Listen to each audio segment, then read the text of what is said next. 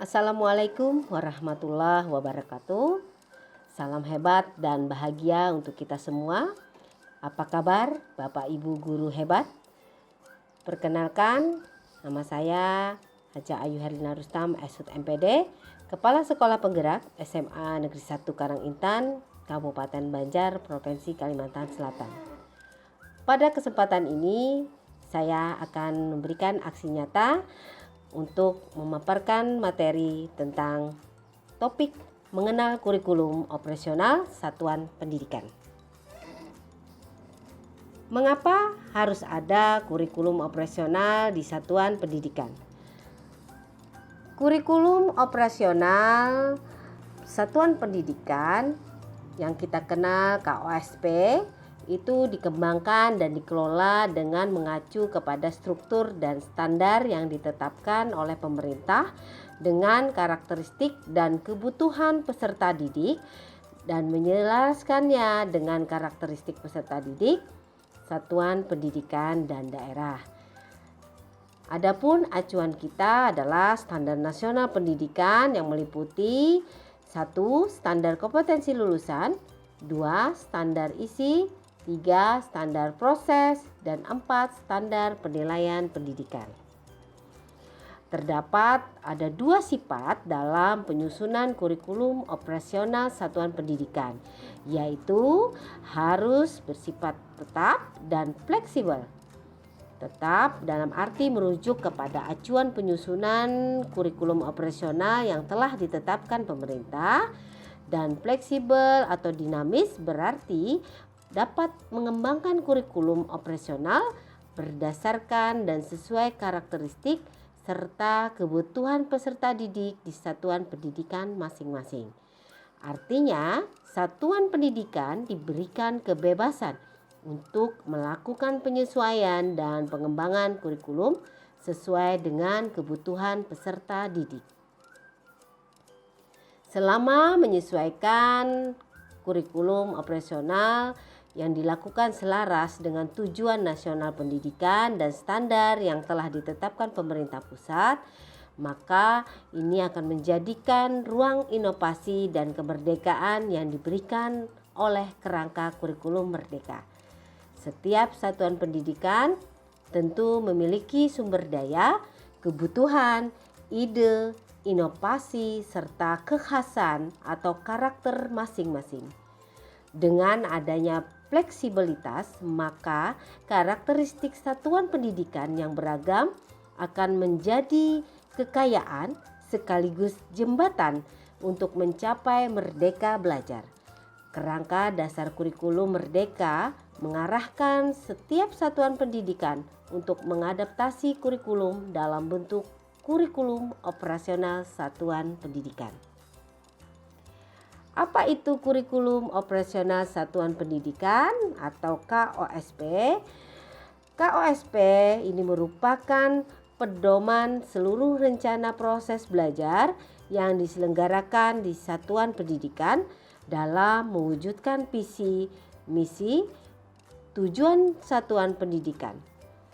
Tentu saja visi, misi, dan tujuan ini harus sesuai dengan karakteristik, konteks, dan kebutuhan satuan pendidikan berada, mengacu pada struktur kurikulum dan standar yang ditetapkan oleh pemerintah.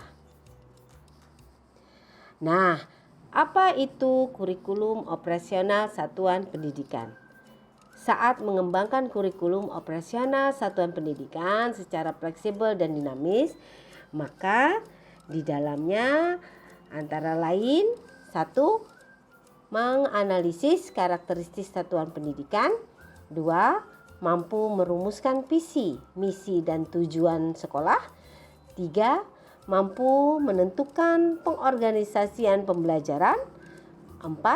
Mampu menyusun rencana pembelajaran. Dan 5. Mampu merancang pendampingan, evaluasi, dan pengembangan profesional, baik evaluasi jangka pendek maupun jangka panjang.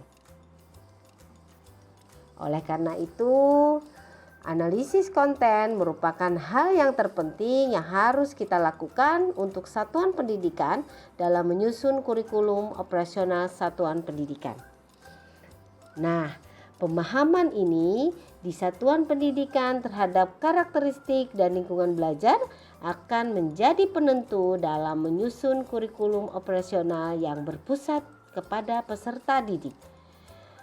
Tentu saja, kurikulum operasional yang relevan akan memberikan pembelajaran yang bermakna dan kontekstual bagi peserta didik sesuai dengan karakteristiknya. Dan sekolah juga akan dapat berkembang secara maksimal sesuai potensi dan kekhasan masing-masing. Lalu, bagaimana acuan kurikulum operasional satuan pendidikan?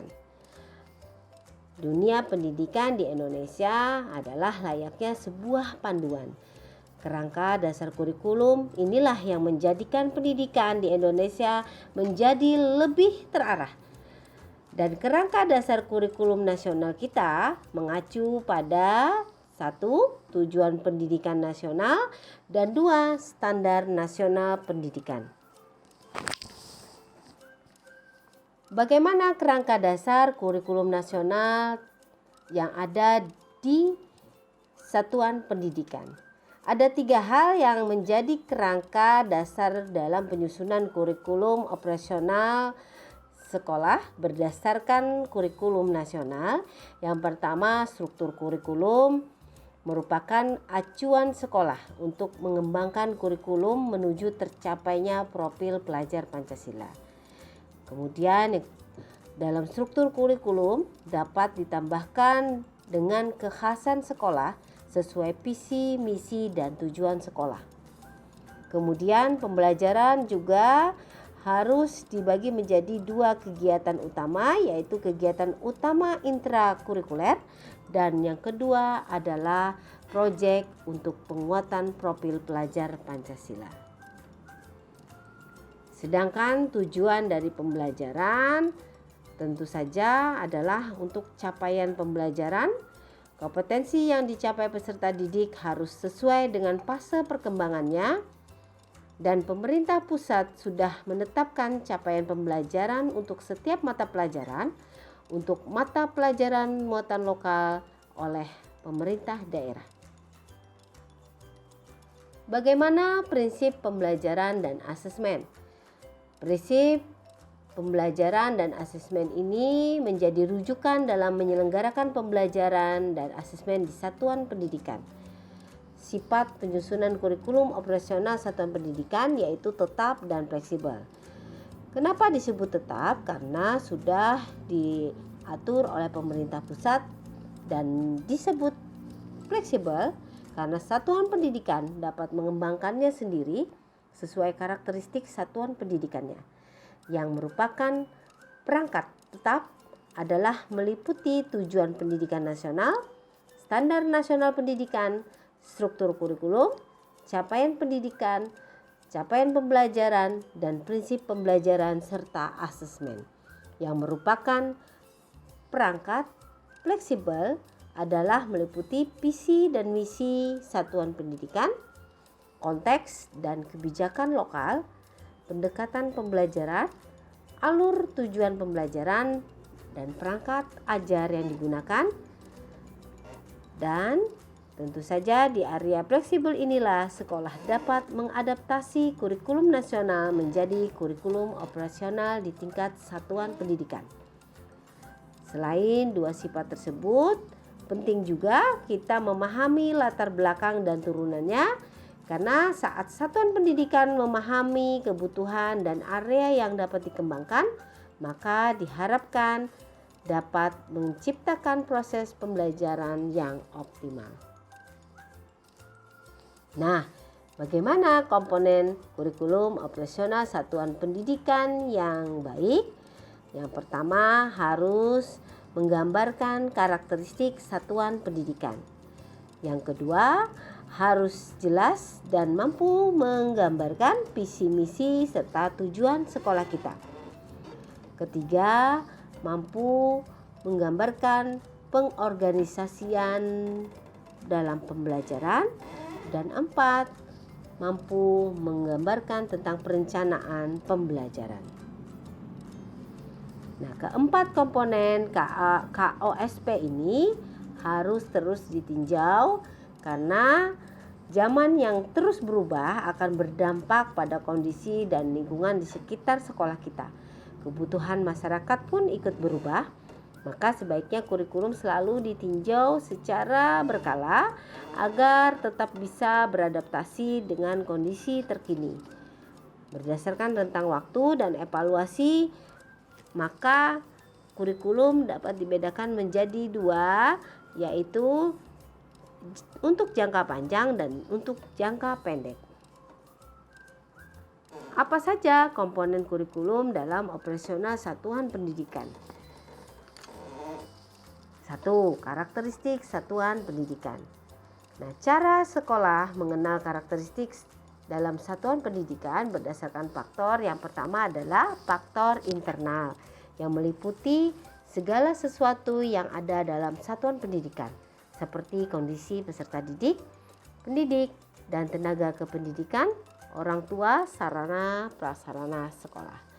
Yang kedua, faktor eksternal meliputi seperti budaya, kearifan lokal, kebijakan, potensi daerah, dan sosial ekonomi. Bagaimana komponen kurikulum operasional satuan pendidikan? Yang kedua, harus menggambarkan visi, misi, dan tujuan sekolah. Visi adalah hasil akhir yang hendak dicapai satuan pendidikan. Sedangkan misi adalah jalur yang digunakan seluruh warga satuan pendidikan untuk mencapai visi tersebut. Penetapan visi dan misi tujuan sekolah sangat penting karena semua warga sekolah terus bekerja sama untuk mencapai tujuan tertentu. Tujuan sekolah menggambarkan tahapan-tahapan penting atau milestone. Dan tujuan perlu selaras dengan visi dan misi yang sudah kita kembangkan. Visi harus menggambarkan bagaimana peserta didik menjadi pusat dalam tujuan jangka panjang dan satuan pendidikan komponen yang bisa dievaluasi setiap 4-5 tahun sekali. Bagaimanakah pengorganisasian pembelajaran?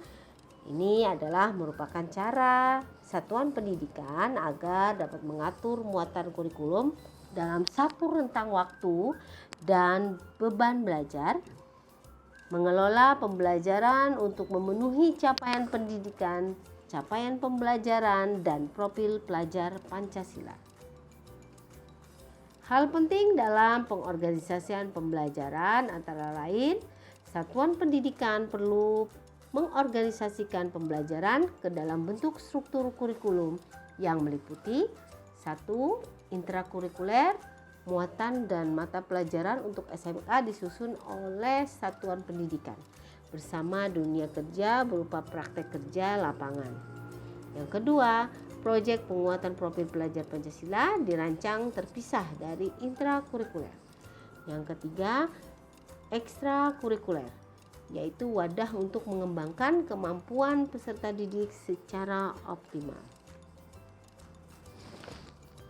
Nah, bagaimana 4 pendekatan dalam pembelajaran yang dapat digunakan satuan pendidikan dalam mengorganisasikan muatan pembelajaran? Yang pertama, pendekatan mata pelajaran. Yang kedua, pendekatan tematik. Yang ketiga, pendekatan terintegrasi. Keempat, pendekatan blok waktu terpisah.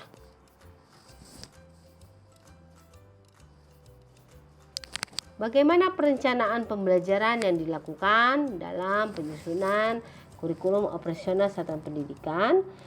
Salah satu unsur dalam standar proses yang merujuk pada Permendikbud nomor 16 tahun 2022 tentang standar proses perencanaan pembelajaran sebagaimana dimaksud pada pasal 2 ayat 2 huruf A merupakan aktivitas yang merumuskan 1. Capaian pembelajaran yang menjadi tujuan belajar dari suatu unit pembelajaran. Yang kedua, cara untuk mencapai tujuan belajar itu sendiri.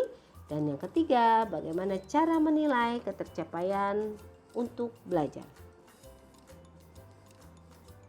Nah, dalam hal ini tentu saja perencanaan pembelajaran itu sangatlah penting karena meliputi ruang lingkup satuan pendidikan dan ruang lingkup kelas.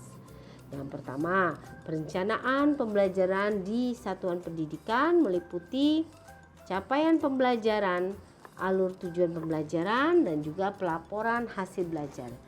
Yang kedua, perencanaan pembelajaran di kelas meliputi perangkat ajar. Untuk implementasi kurikulum operasional berdasarkan kesiapan satuan pendidikan, terdapat 4 tahap perkembangan dalam kesiapan satuan pendidikan dalam merancang kurikulum operasional satuan pendidikan. Yang pertama adalah tahap awal, yang kedua tahap berkembang, 3 tahap siap, dan 4 tahap mahir. Bagaimana satuan pendidikan melakukan refleksi mandiri sebagai proses menentukan tahapan implementasi yang sudah sesuai dengan kesiapan satuan pendidikan. Pelaksanaan KOSP di setiap satuan pendidikan bersifat sangat adaptif sesuai dengan kesiapan masing-masing satuan pendidikan. Tidak ada yang perlu dibandingkan dalam proses implementasi kurikulum operasional satuan pendidikan di setiap satuan pendidikan seiring berjalannya waktu untuk meningkatkan tahap perkembangan implementasi kurikulum merdeka di satuan pendidikan. Nah, untuk proses penerapan kurikulum merdeka bukanlah sebuah kompetensi antar satuan pendidikan, melainkan proses belajar yang setiap pendidik dimanapun agar bisa menentukan ritme belajar yang lebih baik dari waktu ke waktu.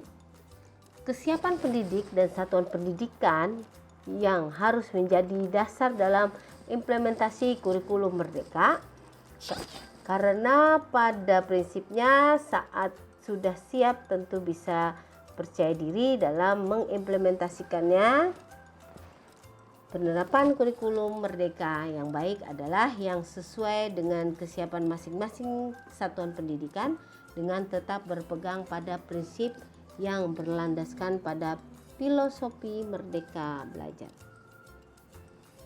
Bagaimana refleksi kesiapan satuan pendidikan? Kurikulum yang sudah menjadi proses adaptasi berdasarkan konteks satuan pendidikan, inilah yang kita kenal dengan KOSP. Bagaimana menentukan kesiapan dari satuan pendidikan? Caranya melalui refleksi mandiri kepada satuan pendidikan dan perlu melibatkan pendidik dan tenaga kependidikan dalam refleksi mandiri ini. Karena hasil rancangan KOSP oleh para pendidik di kelasnya, tahapan kesiapan bukan sebuah kompetisi tapi melainkan sebagai bentuk diferensiasi belajar yang disediakan oleh pemerintah pusat. Demikian yang bisa saya sampaikan pada kesempatan ini. Terima kasih atas perhatian dan semoga materi tema tentang kurikulum operasional satuan pendidikan ini dapat bermanfaat bagi kita semua.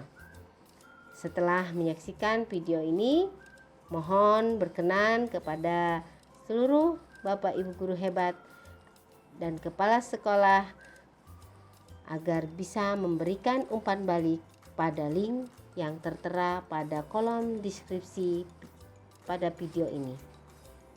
Terima kasih. Saya akhiri. Wassalamualaikum warahmatullahi wabarakatuh.